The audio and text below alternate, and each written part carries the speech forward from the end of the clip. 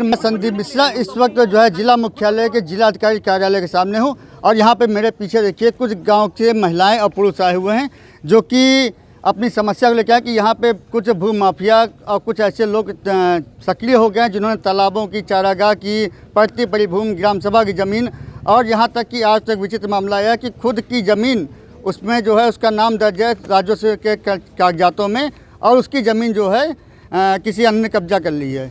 तो ये मामला चला रावली जनपद के, जहाँ पे योगी सरकार चलती है, उत्तर प्रदेश का जिला है जहाँ पे योगी सरकार चलती है और कहते हैं कि एंटी भू माफिया स्क्वाड का गठन किया गया था कि जो है किसी भी गरीब की ज़मीन कोई भी भू माफिया कब्जा नहीं कर पाएगा। लेकिन भू माफिया कैसे कब्जा करें इसका हम कुछ पूछते हैं। भाई साहब, क्या नाम है आपका?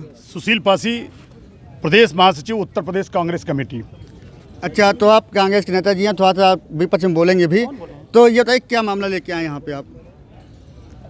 रायबरेली जनपद में जो एंटी भू माफिया जो फोर्स बनाई गई है, ये इसका जो काम है वो ज़मीन पे जो दबंग लोग हैं उनको सह देना। तालाब की ज़मीनों पर जब कभी दबंग कब्जा करता है तो उसको संरक्षण देते हैं। अगर गरीब आदमी, किसान मजदूर अगर बंजर की ज़मीन पे छोटा भी मकान बना लेता है तो बुलडोजर लेकर के ये सरकार चली जाती है। हमारा ये कहना है कि चंद्रपाल पासी की ज़मीन पर अवैध कब्जा लगातार चल रहा है और तालाब की ज़मीन पर भी अवैध कब्जा चल रहा है और इसने समाधान दिवसों पर न जाने कितने प्रार्थना पत्र दिए हैं, लेकिन इस सरकार ने सुनने का काम नहीं किया है।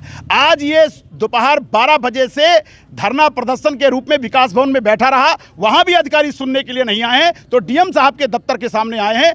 15 दिन का समय हमको दिया गया है, राजस्व कमेटी की ये जांच करें, दूध का दूध पानी करें। अगर तालाब की ज़मीन पर कब्जा हुआ है तो उसको बुलडोजर लेकर के गिराने का काम करें और चंद्रपाल की ज़मीन को सुरक्षित करने का काम करें। अच्छा नेताजी, एक चीज़ बताइए कि आप जो है लगातार प्रदेश का भ्रमण करते होंगे, तो क्या जो ज़मीनों पर कब्जा हो रहा है, क्या इन्हीं लोगों की ज़मीनों पर कब्जा हो रहा है, क्या कोई दबंगों की ज़मीन पर कब्जा होता है?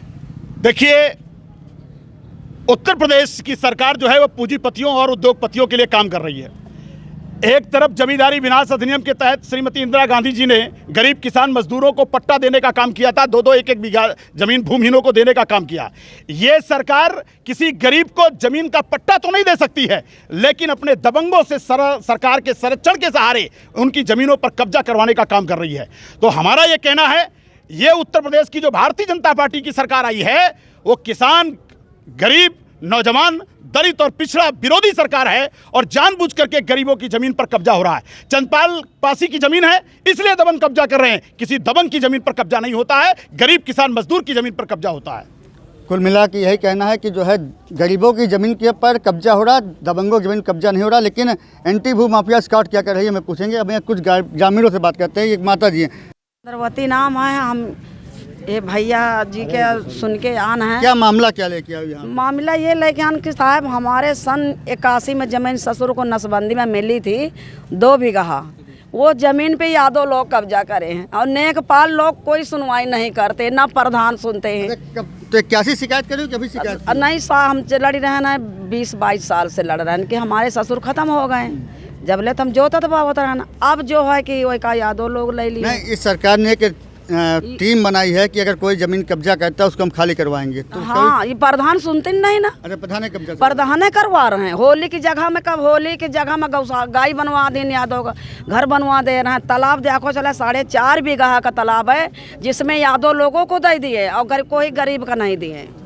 यहाँ पे केवल एंटी भू माफिया स्क्वाड की नहीं, ये भी बताते चलें कि एक आदेश है बाकायदा कि ग्राम सभा, तालाब, चारागाह, पड़ती पड़ी भूमि पर जो भी कब्जे हैं उनको खाली करा जाए। इस कब्जे को खाली करने कई गरीबों के मकान उजाड़ दिए गए। मेरी जानकारी में कई गांव ख़त्म कर दिए गए लेखपाल और कानूनगों के मिलकर। ग्राम के प्रधान के कहने पर लेखपाल कानूनगों मिलकर गांव उजाड़ दिए हैं। ये कई खबरों में मैंने पीछे दिखाया भी है और पीछे दिखाते भी आए। हमारे साथ में जो है एक भाई साहब और उनसे पूछते हैं कि क्या मामला है ये। पहले अपना परिचय दीजिए, क्या नाम है? मेरा नाम राजेश कुरील है, मैं सामाजिक संगठन विश्व दलित परिषद का अध्यक्ष हूँ और यहाँ पे रायबरेली में तमाम गरीब मजलूमों की लड़ाई इस संगठन के द्वारा लड़ी जाती है। आज जो है रायबरेली जनपद में ये जो ब्लॉक अमावा का है, ग्राम क्षेत्र अमावा का मामला है।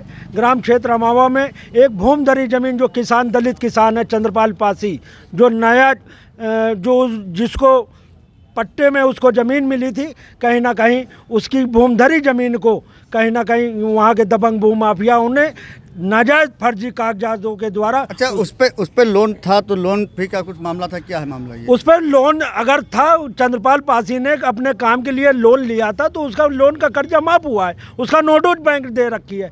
मगर फर्जी जो बैंक में दबंग लोग हैं, नहीं तो क्या बैंक ने जानकारी नहीं की कि ये ज़मीन किसकी है?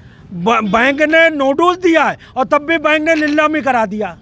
अच्छा, नहीं, आप ये लोन कर रहे हैं, लोन कितना था? 12,000। 12,000। नहीं लोन 12,000 के एक बार बात हो। लोन को बैंक ने दिया, बैंक नहीं? बैंक और तहसील के कर्मचारियों की साठगांठ से उसकी जमीन नीलाम करा के अपने नाम कर लिया। ये एक विचित्र मामला है कि जिस बैंक ने लोन दिया, भाई साहब देखिए आजकल बहुत ही योजनाएं चल रही हैं। हम तो यही समझेंगे कि जो उन्होंने बताया है कि 11-12 हज़ार रुपये या 15,000 रुपये तक का लोन था, उसको उसने बैंक में जमा भी कर दिया। उसके बाद जो है बैंक ने उसकी ज़मीन को नीलाम कर दिया, नीलाम करके दूसरे के नाम चढ़ा भी दी। जबकि बैंक ये जो बताते हैं कि सरकार जब कांग्रेस की सरकार की तो उसमें जो है किसान का जो है जो लोन माफ़ हुआ था, उसमें शायद लोन भी माफ़ हुआ था, क्यों बात उसी माफ़ हुआ था। देखिए, कांग्रेस जो है गरीब किसान मजदूरों के लिए काम करती है। कांग्रेस ने ही लोन माफ किया था, कांग्रेस ने इसको पट्टा दिया था। लेकिन ये जो सरकार आई है, ये उस जमीन का जो पट्टा हुआ है उसको दबंग के नाम कब्जा करा दिया है इस सरकार ने। बताते चले कि जनपद में तहसील दिवस, समाधान दिवस, थाना दिवस तीनों लगते हैं, पूरे प्रदेश में लगते हैं। लेकिन इन दिवसों में जो शिकायतें आती हैं सबसे ज़्यादा जो है भूमि कब्जा पे और भूमि को जो है निस्तारण के लिए लेके ही आती हैं।